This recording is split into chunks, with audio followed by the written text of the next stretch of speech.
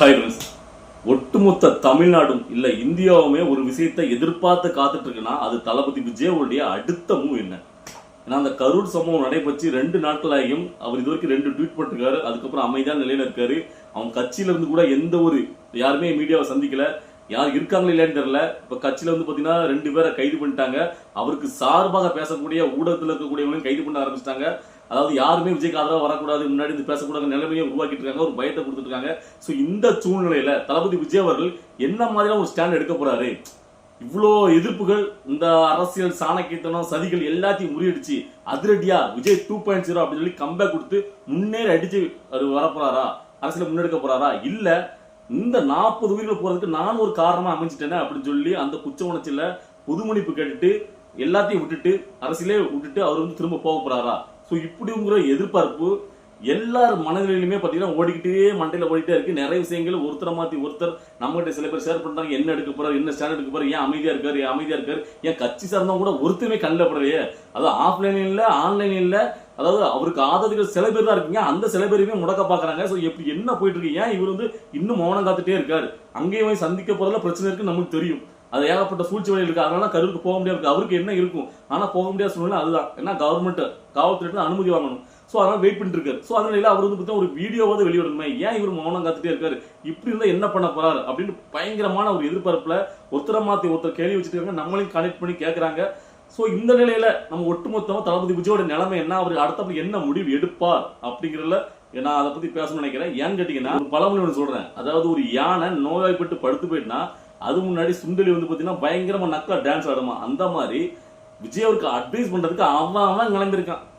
அதாவது ஒரு விஷயத்த பண்றதுக்கு தான் தைரியமும் துணிச்சலும் வேணும். ஆனா ஓரமா வந்து வேடிக்கை பாக்குறவங்க பார்த்தீங்கன்னா இதை இவர் இப்படி பண்ணிருக்கணும், அவருக்கு அரசு கட்டமைப்பு இல்ல, அந்த அரசு எதிர்த்துலன்னு ஏகப்பட்ட வதந்திகள், ஏகப்பட்ட பேர் அந்த வாய்ச்சப்படாத இதுல பயங்கரமா அவருக்கு அட்வைஸ் பண்ற மாதிரி பேசுறதும் வீடியோ போடுறதும் சில பேர் இதை பயன்படுத்தி பயங்கரமான அரசியல செய்யறானுங்க. அதாவது விஜய்க்கு ஆதரவா இருந்துகிட்டு அவங்களுடைய நோக்கம் திமுக அடிக்கிறத இதை யூஸ் பண்ணிக்கிறாங்க. இன்னும் சில பேர் இதை பயன்படுத்தி விஜய் வந்து நம்மளோட கூட்டணி இழுத்துங்கிற ஒரு பக்கம் அரசியல் போயிட்டு இருக்கு.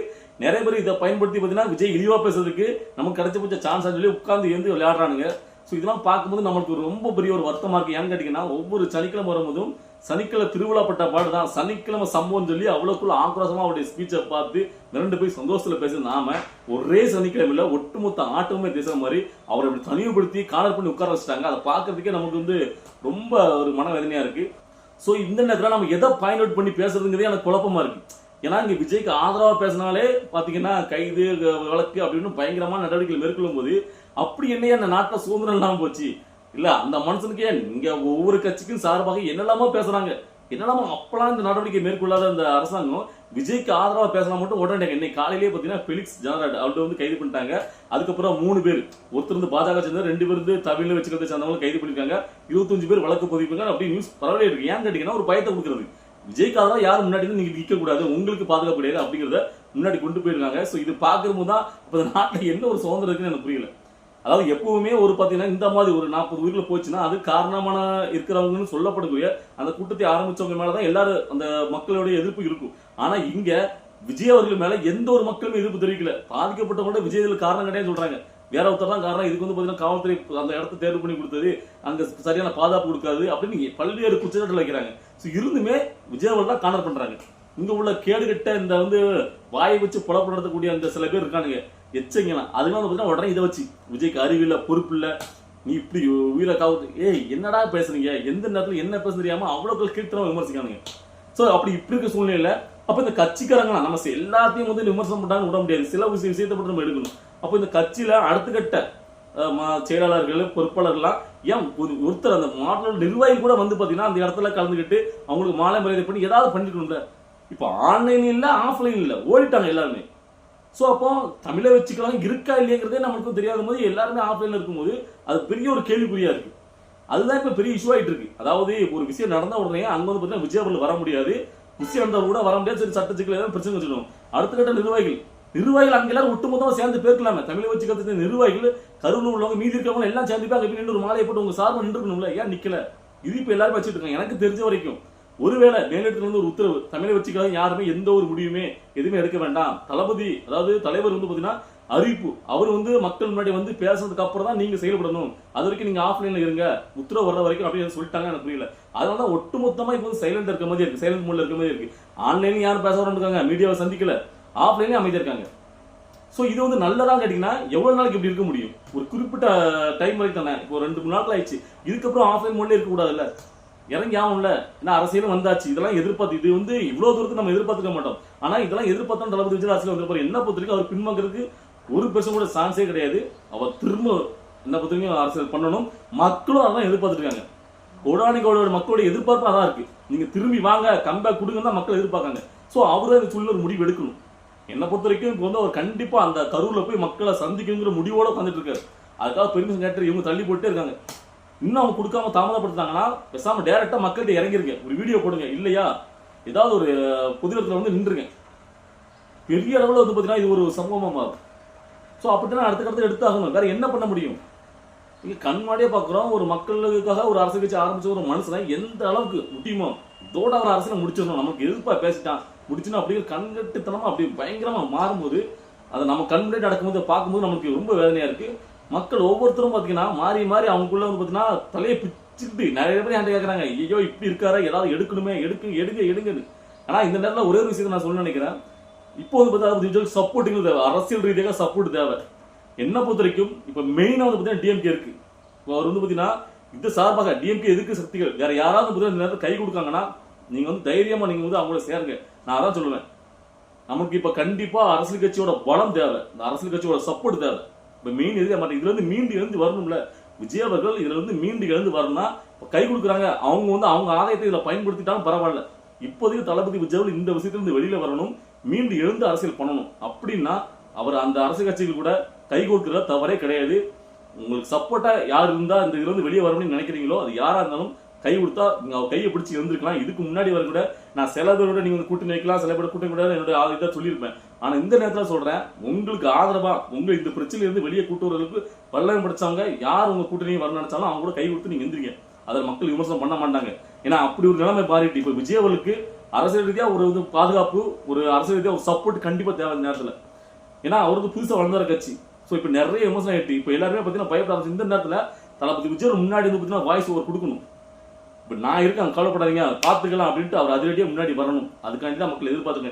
நீங்க முன்னாடி தைரியமா வந்துட்டா போதும், மக்கள் இன்னும் வேகமா செயல்படாது. இப்போ மக்களோட சக்தியா நின்றுட்டு இருக்கு விஜய்க்கு ஆதரவா, வேற எந்த சக்தியுமே இல்லை. விஜயோட ரசிச்சவங்க, விஜய் வந்து ஜெயிக்கணும், விஜய் அரசியலுக்கு வரணும்னு நினைச்ச எல்லாரும் தான் இப்போ வந்து பாத்தீங்கன்னா ஒரு போஸ்டர் விட்டா கூட அங்க பொதுமக்கள் தான் கிழிச்சிட்டு இருக்காங்க. கட்சிக்காரங்க யாருமே போல, எல்லாம் பொதுமக்கள், ஆதரவு உள்ள மக்கள். ஸோ அந்த ஆதரவு உங்களுக்கு அதிகமாயிட்டு தான் போகுது. ஸோ அதனால நீங்க வந்து பாத்தீங்கன்னா உடனடியாக ஒரு வந்து பாத்தீங்கன்னா ஒரு ஆக்ஷன் எடுக்கணும். விஜய் அவர்கள் எனக்கு தெரிஞ்சு பின்வாங்க மாட்டாரு. ஏன்னா அவர் அவ்வளவு சீக்கிரத்துல ஒரு விஷயத்துல முன்னாடி கால் வச்சுட்டு அதை பின்வாங்குறதே கிடையாது. அவர் அதிரடி அதுல என்ன ஆனாலும் பரவாயில்ல, அவர் வந்து இதுல வந்து ஒரு கை பார்க்காம விட மாட்டாரு. ஸோ எதுக்கு யோசிச்சுட்டு இருக்காரு, என்ன பொறுத்த வரைக்கும் அந்த குச்ச மனசு தான். 40 பேர் நம்மளை பார்க்க வந்த மக்கள், குழந்தைகள், இதெல்லாம் வந்து பாதிப்படைஞ்சு அவங்க இறந்துட்டாங்கல்ல. ஸோ அது வந்து ரொம்ப ஒரு மன உளைச்சல இருக்காரு. அதனால கரூருக்கு போகணுங்கிறதுல ஒரே குறிக்கோளா இருக்காரு.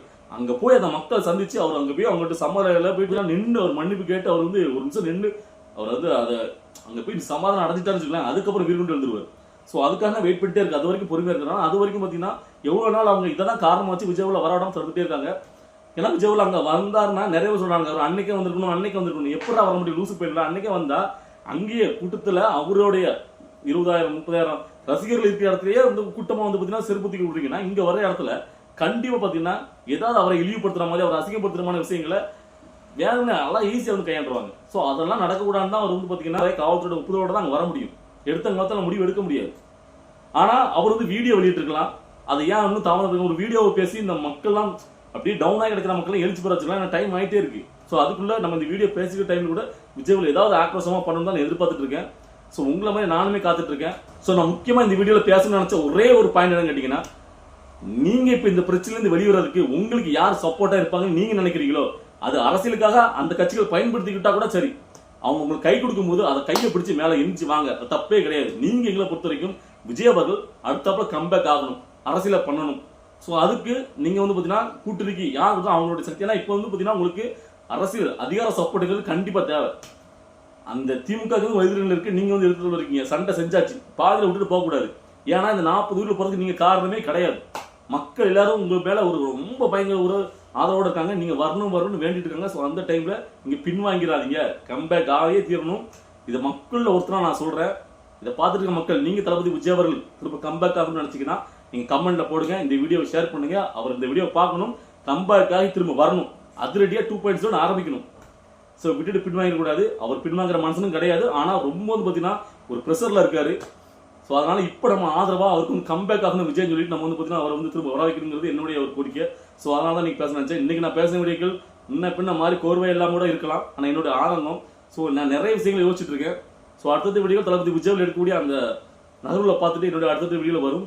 ஸோ நீங்க பாத்தீங்கன்னா தளபதி விஜய் கம்பேக் வரும்னு சொல்லிட்டு உங்களால் முடிஞ்ச அளவுக்கு உங்க எந்தெந்த வகையில நீங்க பாத்தீங்கன்னா ஷேர் பண்ண முடியுமோ ஷேர் பண்ணுங்க, சமூகத்தில் பயன்படுத்துங்க. பயப்படாதீங்க, ஒன்றும் பண்ண முடியாது. ஒரு பயமுறுத்தல் வேணா பண்ண முடியும். அப்படி பாத்தீங்கன்னா இங்க ஒவ்வொரு கட்சிகளுக்கும் ஆதரவாக என்னென்னலாமா பேசக்கூடியவங்க இருக்காங்க. அப்ப ஜனநாயகத்தில் அதுக்கெல்லாம் உரிமை இருக்கும்போது இதுக்கு உரிமை கிடையாது. என் தளபதி விஜய்க்கு ஆதரவு நம்ம பேசக்கூடாதா? என்னங்க நடக்குது பாத்துக்கலாம். தைரியமா இருங்க. தளபதி விஜய் கம்பேக் ஆகணும். உங்களால் முடிஞ்ச அளவுக்கு சப்போர்ட் பண்ணுங்க. இல்ல உங்களால் முடியல அப்படின்னா சப்போர்ட் பண்றவங்களுக்கு ஆதலா இருங்க, அவங்களை தூக்கி நிப்பாட்டுங்க. ஸோ அதான் சொல்ல நினைக்கிறேன். ஸோ இந்த வீடியோ பார்க்கும்போது உங்களுக்கு என்ன தோணுது? ஏதாவது ஒரு கருத்தை நீங்களும் பார்த்தீங்கன்னா அந்த புது வீடியோல ஷேர் பண்ணணும், உங்க ஆர்வத்தை வெளிப்படுத்தினா நம்முடைய கமெண்ட் பாக்ஸ்லேயே வெளிப்படுத்துங்க. நம்ம பார்த்தீங்கன்னா அதை கொண்டு போய் சேர்ப்போம். தளபதி விஜய் கம்பேக் ஆகணும், அதான் நம்மளுடைய ஒரே நோக்கம். ஸோ அடுத்த வீடியோ சந்திக்கலாம். தொடர்ந்து உங்களுடைய ஆதரவோட. பாய்.